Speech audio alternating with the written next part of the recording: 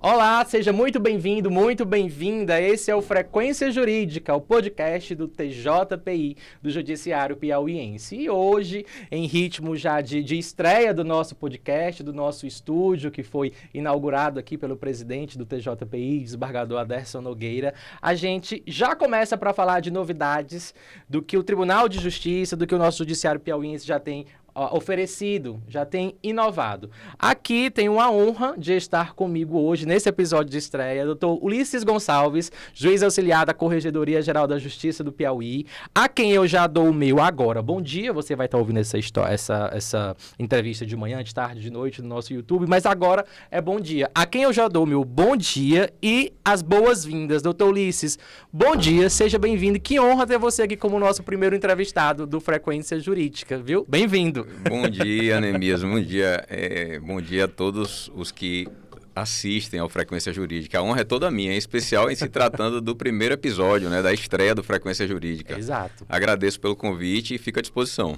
Olha, nosso primeiro episódio, esse projeto aqui que já nasceu, já tem um tempo, a gente costuma dizer aqui, doutor Ulisses, que nasceu de 6 meses, nasceu um pouquinho prematuro, porque tem 6 meses a gente conseguiu idealizar aqui, montar esse estúdio para estar aqui hoje. E o objetivo da gente estar aqui é ampliar nossa prestação de serviço, a nossa prestação jurisdicional. E é por isso que a gente chama magistrados como você, que está à frente ali, auxiliando na corregedoria, auxiliando o desembargador Ivan Lopes, que nosso corregedor, que está trazendo também inovações junto à presidência, junto a toda a mesa diretora do TJPI. E hoje a gente vai falar sobre algumas inovações, sobre essas novas plataformas oficiais, né, para contagem de prazos processuais. A gente vai já falar sobre o DJEN, sobre o DJE, mas antes, eu, sendo jornalista que sou, não sou da área do direito, e me coloco muitas vezes no lugar do cidadão, que não entende muito esse nosso universo aqui, doutor. Quando a gente fala desses prazos processuais,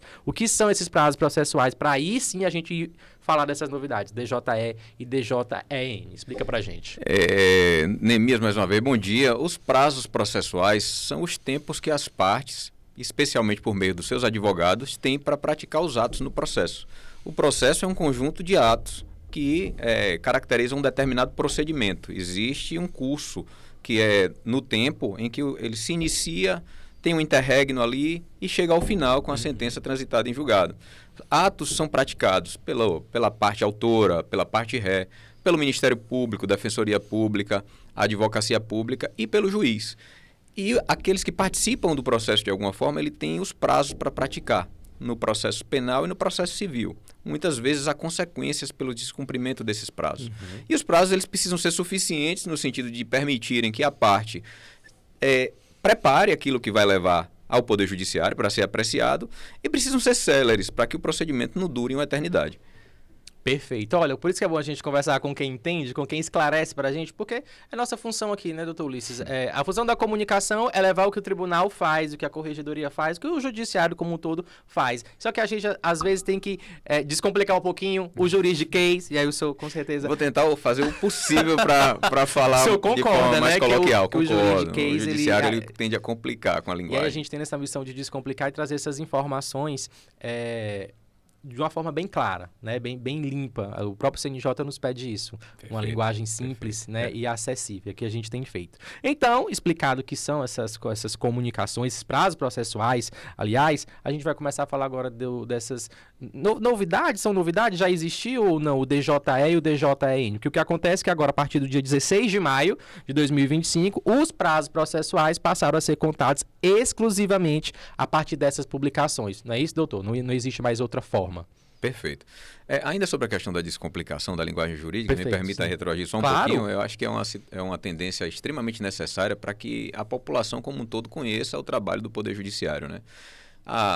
O Poder Judiciário é um dos ramos dos poderes, é um dos 3 poderes constituídos do Estado, e diferentemente dos outros 2, a legitimidade dele é extraída a posteriori, é com a justificação das decisões que dá. É preciso que o Judiciário dê uma decisão, dê uma sentença, e explique à população que é atingida por essas decisões por que ele deu aquela decisão. E para que ele explique, é preciso que ele se faça entender, né? Então, eu acho que o rebuscamento da linguagem, ele mais atrapalha do que facilita essa legitimação da atividade da justiça. Mas em relação ao DJE e o domicílio, o DJE e o DJEN, são as siglas bem parecidas, né? Tem Sim. gente já falando de GEM. Às vezes falo de GEM, mas às vezes para diferenciar um pouco dentro da minha cabeça eu falo DJEN. Bom, são duas plataformas que o CNJ criou e determinou que todos os tribunais utilizassem de forma unificada, justamente para tirar uma insegurança que decorria da utilização de plataformas diversas por os tribunais diversos também. Tribunais superiores, o STJ utilizava uma forma de publicação, cada tribunal tinha o seu diário da justiça eletrônico diferente. E o CNJ resolveu unificar isso, inclusive se imiscuindo na questão dos prazos, o que é essencial para que haja essa segurança jurídica. Então, o Diário da Justiça Eletrônico Nacional, o DIGEM, ele é uma plataforma de publicação das intimações e das citações por editais. Eu vou tentar falar da forma mais simplificada possível. Por favor. O Diário da Justiça Eletrônico Nacional, ele tem o objetivo de publicar as intimações que majoritariamente vão para os advogados que atuam nos processos. A intimação é um ato de comunicação processual que existe quando um processo já foi instaurado.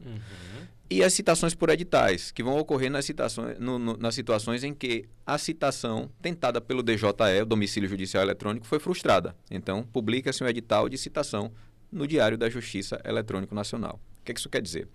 Quando o advogado é intimado por meio do Diário da Justiça Eletrônico Nacional, a publicação ela é disponibilizada num dia, no dia seguinte ela é considerada publicada e no terceiro dia começa a se contar o prazo efetivo. O prazo que está fixado no Código de Processo Civil. Por exemplo, 15 dias para apresentar uma resposta, uma contestação, uma manifestação num processo. O juiz dá o despacho. Intime-se a parte ré para apresentar defesa em 15 dias. Vai sair disponibilizado esse despacho no DJEN. No dia seguinte, considera-se publicado.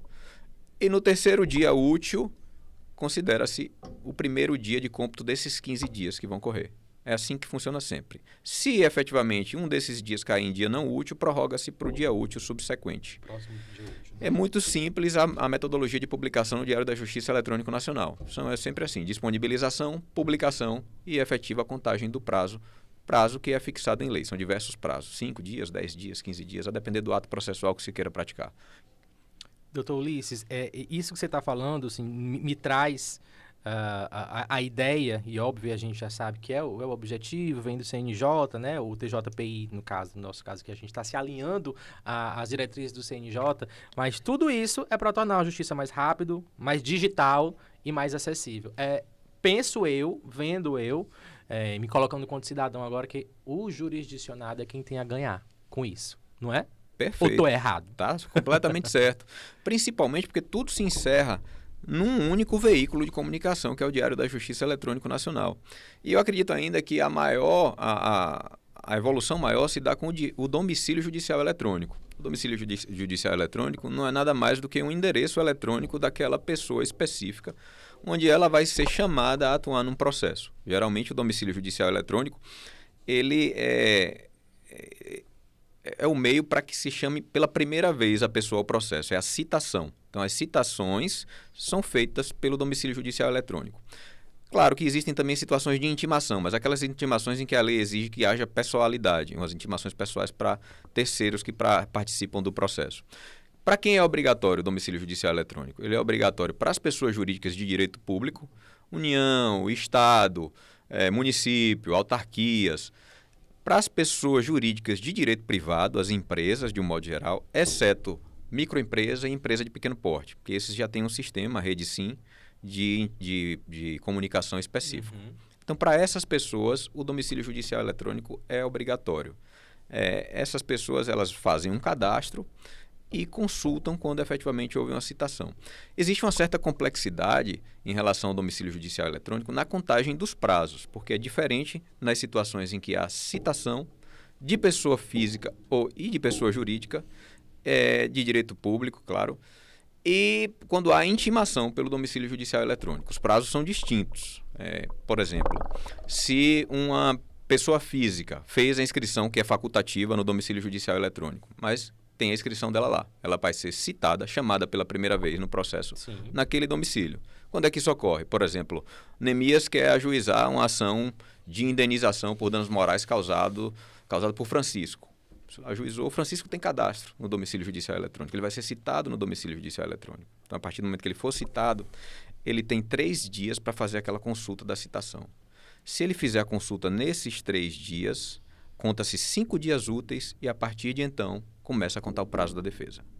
Se ele não fizer a consulta nesses 3 dias corridos, aí considera-se não citado e aí parte para aqueles meios de citação que eram os tradicionais, que estão na lei. Expedição de carta com aviso de recebimento, oficial de justiça ou por edital, se não for encontrado. No caso de pessoa física. No caso das pessoas jurídicas, vamos dizer uma pessoa jurídica de direito público, lá o Neemias quer ajuizar uma ação contra o Francisco. O município de Teresina. Agora é o município. Direito público agora. Ajuizou a ação. Ele tem um domicílio judicial eletrônico obrigatório lá, não é facultativo, já tem. Certo. Então ele vai ser citado por lá. Então isso é já uma vantagem do domicílio judicial eletrônico. Não precisa ficar procurando qual é o endereço do município de Teresina. A parte já não tem aquela necessidade de ficar especificando qual é o endereço, porque ele tem o domicílio judicial eletrônico dele para ser citado lá. Faz-se a citação. Ele tem 10 dias corridos para consultar. Se ele não consultou, considera-se citado. Caso ele faça a consulta dentro desses 10 dias, aí sim, mais 5 dias úteis e a partir de então começa-se a contar o prazo para apresentar a defesa dele. Perfeito. Doutor, a gente, você esclarecendo para a gente muito bem como é que acontece isso, porque assim, para o cidadão, o Neemias lá de fora, né, o Francisco, entender e saber como funciona é tão bom, porque assim, a gente na comunicação do tribunal, a gente vê nos elevadores, nas recepções, nas redes sociais, as mensagens que ouvimos, recebemos aqui, muitas pessoas têm dúvidas acerca disso, né? E assim, o que você está trazendo para a gente é que porque são novidades, a gente está falando de prazo processual, mas a gente também está falando de diretriz do CNJ, que, né, todos os tribunais, a justiça tem que cumprir, tem que seguir. Mas, então, assim, a justiça é rápida, digital, é acessível. Mas também a gente traz um outro lado, que é a questão da eficiência. Da descomplicação. Da descomplicação, da economia e da segurança jurídica. Perfeito. Também, né? Você está trazendo para a gente também que essas novas publicações são as publicações oficiais. A partir do dia 16 de maio, os prazos processuais vão ser contados exclusivamente a partir dessas publicações. Isso que você está trazendo para a gente traz uma tranquilidade para o cidadão, né? Para os nossos jurisdicionados.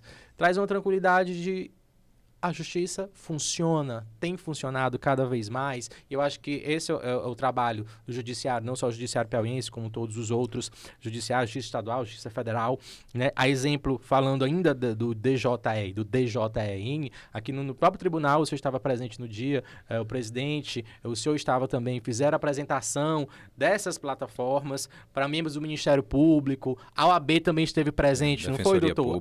A Defensoria. Aquilo é importante, essa integração. Até porque vejo que, assim, os atores da justiça são as peças de um quebra-cabeça, não é isso?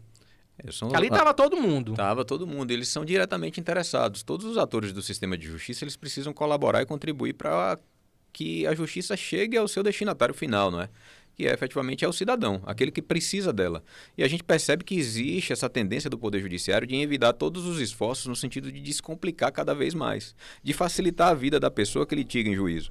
Perceba, antigamente era difícil ajuizar uma demanda por se desconhecer qual o endereço da parte ré, que era obrigatório ser apontado na petição inicial.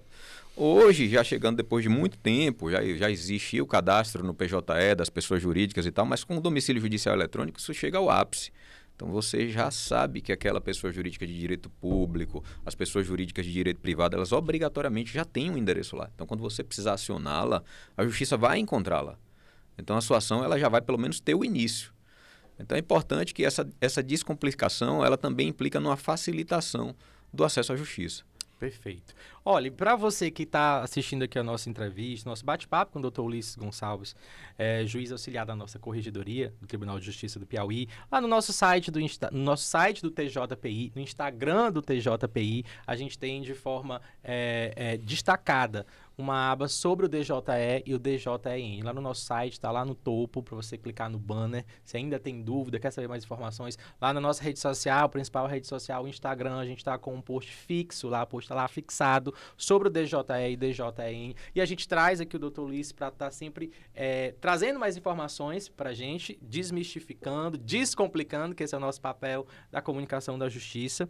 E eu queria, nesse momento, agradecer o doutor pela presença aqui, trazer essas informações. Agora, fazer uma rápida perguntinha e já porque aqui no Frequência Jurídica a gente tem que trazer o convidado e já marcar a volta do convidado, tá bom, doutor? Aqui a gente faz assim. Me permita, então, antes, enaltecer o trabalho que vocês fizeram nessas publicações lá na mídia de internet. Eu consultei lá a publicação do Instagram e a que está no site também, são bem didáticas e esclarecem bastante. Antes de vir aqui, eu me preparei por lá também. Opa, coisa boa.